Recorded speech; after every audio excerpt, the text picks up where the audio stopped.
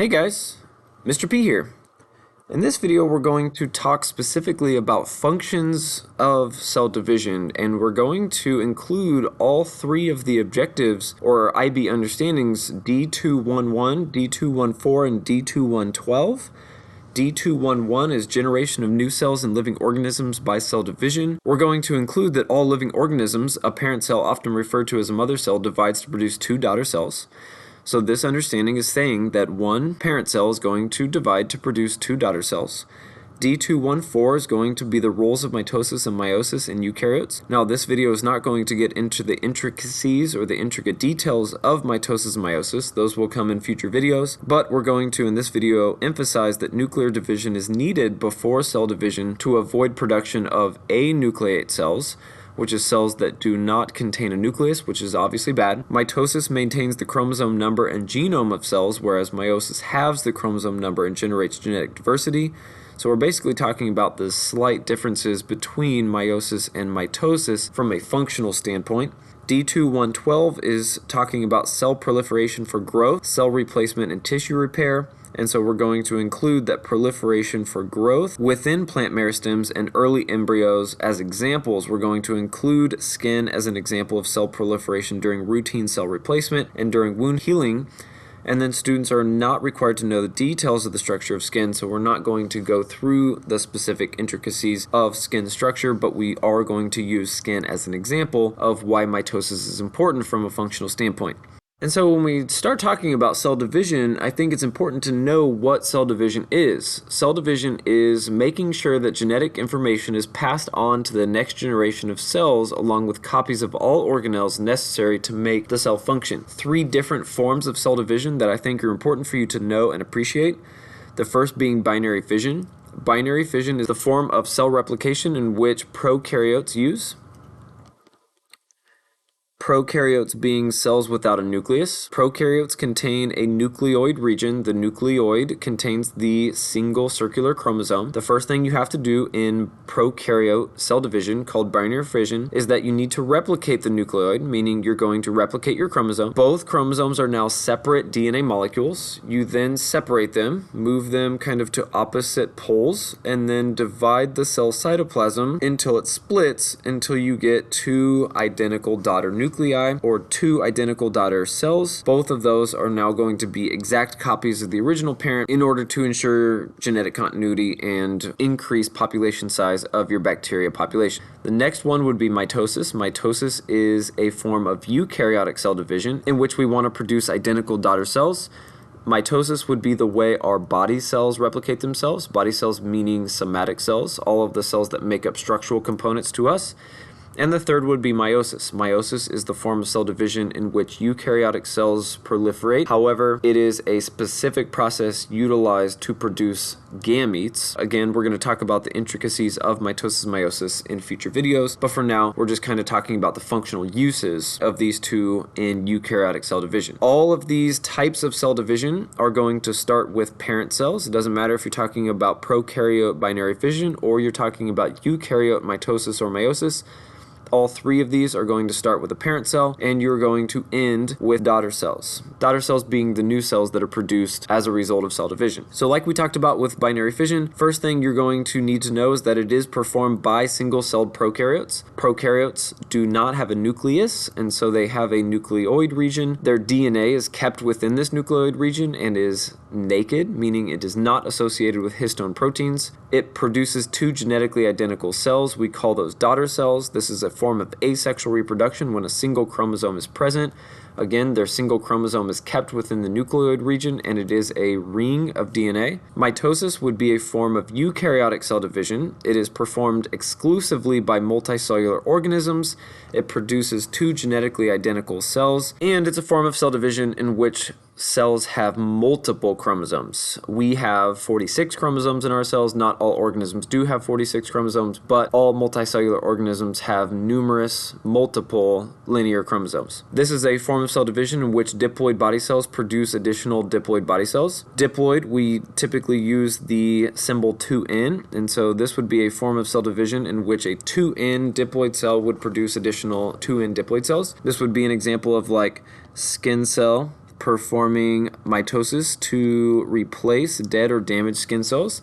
The skin cells that are produced at the end of mitosis would be genetically identical to the skin cell that produced them.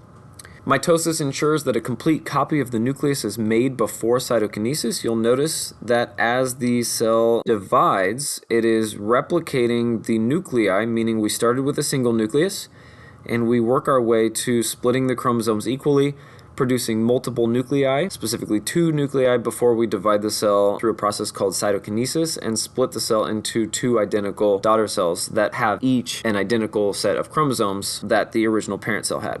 Meiosis would be a form of cell division exclusively done by multicellular organisms as well. It is a process of producing 4 genetically unique daughter cells, produces haploid gametes, so sperm cells and egg cells. The haploid symbol would be N, diploid symbol is 2N. N would be half the number of chromosomes that a diploid cell has. And so meiosis takes a diploid cell and produces 4 genetically unique haploid cells. Each of them, you'll notice, this one is all green, this one is all blue, this one is a combination of yellow and red, this one is also a combination of yellow and red, but it is the opposite combination. These two show you an example of crossing over, which again we're going to get to in later videos. This one would show you what happens when crossing over didn't happen, but for now, all of these are different.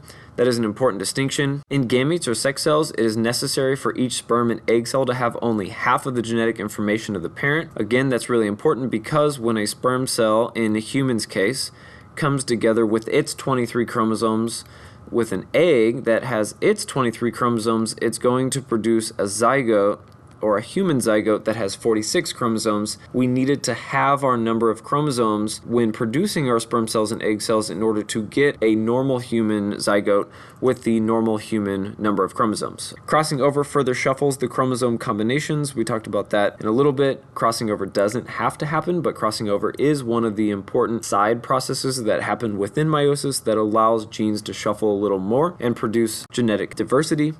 Each of the 4 haploid gametes receives a different combination of chromosomes, and that's through a variety of different phenomena like segregation, independent assortment, crossing over, sexual reproduction. So what is the difference between cell growth and proliferation? We heard in the understanding that the cell proliferation is the ability to produce additional cells. Cell growth, though, is just the act of getting bigger. So cells are going to grow from when they are produced to when they divide. So through a cell's lifespan or through the cell cycle, the cell does in fact get bigger. That would be considered cell growth. Cell division is when a cell divides. 1 cell becomes 2, 2 becomes 4, 4 become 8, and so on. Cell growth and division is called cell proliferation, which means the cell is not only growing, but it is producing additional cells as well. So 1 cell becomes 2, 2 become 4, 4 become 8. Cells not only grow, but they divide, and so that combination of cell growth and division produces a phenomenon called cell proliferation, which is important to understand as we work through the functions of cell division. All right, and according to the understanding, there are 3 specific functions of mitosis that you need to be familiar with. The first is the physical growth of organisms. So we've talked a little bit about what cell growth is. Cell growth, which is the act of a cell getting bigger, physical size increasing, that leads to the growth of organisms. In addition to cells becoming larger, mitosis leads to cells producing cells of identical structure and function, meaning skin cells will produce skin cells, root tissue cells will produce root tissue cells, shoot cells will produce shoot cells, muscle cells will produce muscle cells, and so on. The organism is going to physically grow as the number of cells that organism is made of increases. The second function of mitosis is embryonic development. As the fertilized egg, which is called the zygote, produces 2 cells, those 2 produce 4, 4 become 8, 8 becomes 16, and 16 become 32. It eventually produces a blastocyst. It produces a full-fledged embryo, and that embryo will continue to develop as the number of cells that makes up the embryo increases. So the embryo will grow into a fetus. That fetus will grow into an actual baby. After the baby is born, then the baby continues to develop, and the number of cells that make up that baby is going to continue to increase as well. The third is tissue repair. Tissue repair is really important. Cells have to have an ability to replace dead or damaged cells. Skin has to repair skin. Muscle has to repair muscle. Bone has to repair bone. If a bone is broken, you don't live with a broken arm or a broken leg or a broken finger forever. Those bone tissue cells can replicate themselves to produce new bone tissue cells so that you can heal the wound. If we focus in on the growth of organism in more detail, we are looking at this particular structure, which is a plant meristem, and there are two plant meristems that you need to know. The first being apical meristem. These are the meristems that are located on the terminal ends of both the shoots and the roots. When you look at the apical meristem associated with the root tip, you will see that there is a protective cap, which is kind of this structure, which is allowing the root to push through the soil and protect the really important bits, which are these cells that are actively dividing and producing more cells, causing growth in this direction. We call that the zone of cell division or zone of elongation. Okay, this would be the part of the root that is actively dividing, and it's technically these little cells right here at the very tip of that inside zone of cell division. Those cells are going to be replicating really quickly. You will often see, if you look at a tissue sample related to a plant root tip, you'll see that there are a ton of cells in this area that are going through active cell division or would be within a particular phase of mitosis. And the second form of that meristem would be the lateral meristems, which are actually kind of how the plant adds girth to the stem and roots. But for the purpose of this, we're just showing you an example of how cells will replicate themselves in order to grow an organism. Organisms, like plants, will grow up and their roots will grow down. Both of them are lengthening, and they are lengthening through the active cell division that is taking place at both apical meristems, the terminal end at the shoot and the terminal end of the roots. If we focus in on embryonic development, which is the second mitosis function, again, there is a zygote. That zygote is going to make copies of itself until it forms many thousands of cells, which start to organize themselves into layers in a hollow sphere to make the embryo. Once the embryo is made, it's basically in this state and will continue to develop and produce more cells via mitosis through the fetus stage and into the baby stage. Mitosis ensures all new cells receive the full genome, and genome is the total number of chromosomes that would be unique to that particular species. So an example would be humans have 46 total chromosomes in their genome. Other organisms have different numbers of chromosomes, but mitosis ensures that the full number of chromosomes is given to the offspring from a parent. The cells start to differentiate. Some become muscle cells, others specialize as skin cells, and others gut cells. We call that cell differentiation, cell specialization. A lot of these cells start out as stem cells. Okay, stem cells are the cells that are undifferentiated and unspecialized. A lot of these cells are stem cells. They're called embryonic stem cells, and as they become specialized and begin to differentiate, they will start producing the mature cell types that they need to produce in order to produce a full human in this particular case.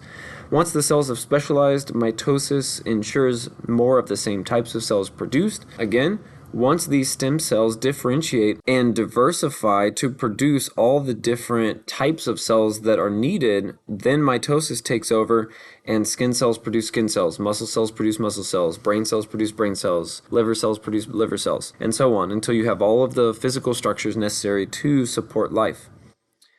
And the last mitosis function would be tissue repair.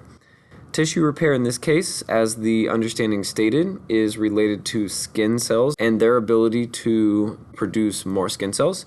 Remember, the understanding also said you do not need to know the actual structural components of the skin by layer, but it is important to note that mitosis exclusively is the reason that tissue cells can and are replaced. In this case, we're talking skin cells. Cells do die naturally. Cells get damaged naturally. Organisms grow and need more tissue, and cells fall off. Why would cells particularly get damaged? A lot of the damage originates from environmental things. There are hazardous materials in our environment. There is UV or high UV radiation. There are pollutants, there are pathogens. A lot of these things related to skin can actually damage skin, in addition to just physical things like scrapes, cuts, nicks, cuts in the skin, and so forth. Organisms grow and cells fall off. Okay, so how is it going to happen? After being damaged, there's an inflammatory response. Skin reacts quickly to repair itself. Then there's a proliferative stage, which is white blood cells, blood, vessel, tissue, and skin all rely on mitosis to fix the particular cells that are damaged. And then there is a remodeling phase where you are taking the new cells that were just produced and you're kind of weaving them into the existing tissue in order to continue to heal and replace the cells that were damaged in the first place. So mitosis has a lot of functions, a lot of those related to the three outlined by this particular understanding. Again, growth of organism, embryonic development, and tissue repair are all specific functions of mitosis you have to know in order to do well on your IB exam. That's it for this particular video. If you learned something, give it a thumbs up. Subscribe to the channel. Leave a question in the comments. See ya.